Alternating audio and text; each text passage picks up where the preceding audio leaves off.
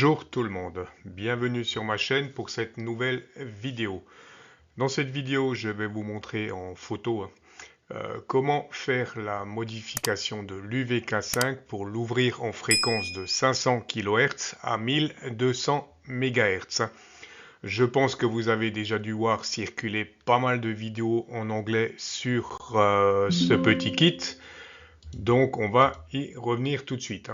Donc première partie, ça va être d'ouvrir le poste bien entendu et d'essayer de déclipper l'écran sans trop forcer sur l'écran, déclipper l'écran et le déplier en faisant très attention de ne pas casser la nappe.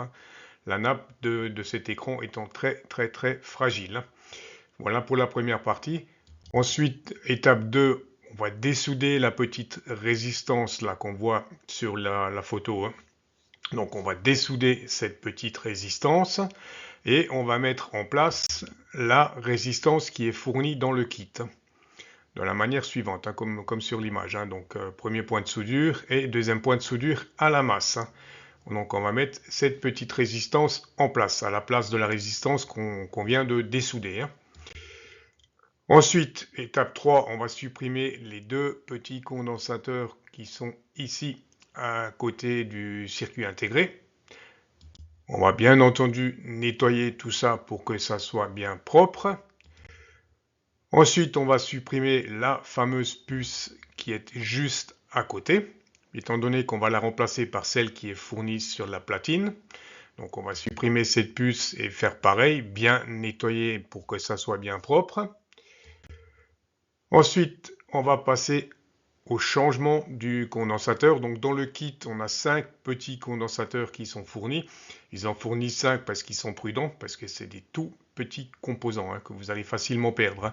Donc on va remplacer le condensateur qui est dans le cercle ici. Vous enlevez celui d'origine, vous le remplacez par celui qui est fourni dans le kit.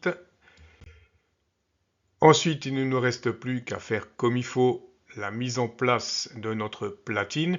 Donc en fait, la platine va remplacer le circuit intégré qu'on a dessoudé tout à l'heure. Tout simplement avec les quelques composants annexes. Donc on va mettre cette platine en place. Le mieux pour qu'elle tienne, c'est de la mettre avec un morceau d'adhésif double face. Et il ne nous reste plus qu'à souder cette platine à la masse proprement. Voilà, souder. Donc on va souder cette platine à la masse.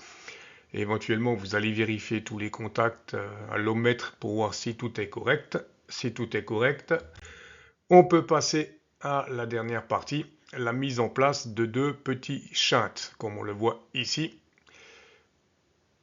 Voilà, et en pratique, ça va donner ceci pour la mise en place des deux petits shunts. Voilà pour notre bidouille. Donc je précise quand même, bien entendu, qu'il faut quand même bien maîtriser le fer à souder et avoir un bon niveau d'électronique en électronique quand même pour faire cette manipulation. Ces petites soudures sont pas du tout évidentes à faire. Voilà, il faut un minimum d'appareil quand même pour faire ces mesures. Voilà, j'espère éventuellement, pourquoi pas, que Quansheng nous sorte un de ces jours une nouvelle version de l'UVK5 avec cette petite puce incluse. Ça serait vraiment le top. Hachi. Voilà pour cette petite vidéo. Je vous mets des liens vers les vidéos complètes qui vous expliquent encore une fois tout ça comme il faut. J'espère que cette vidéo vous aura intéressé. Je vous dis 73 et à très vite pour une nouvelle vidéo.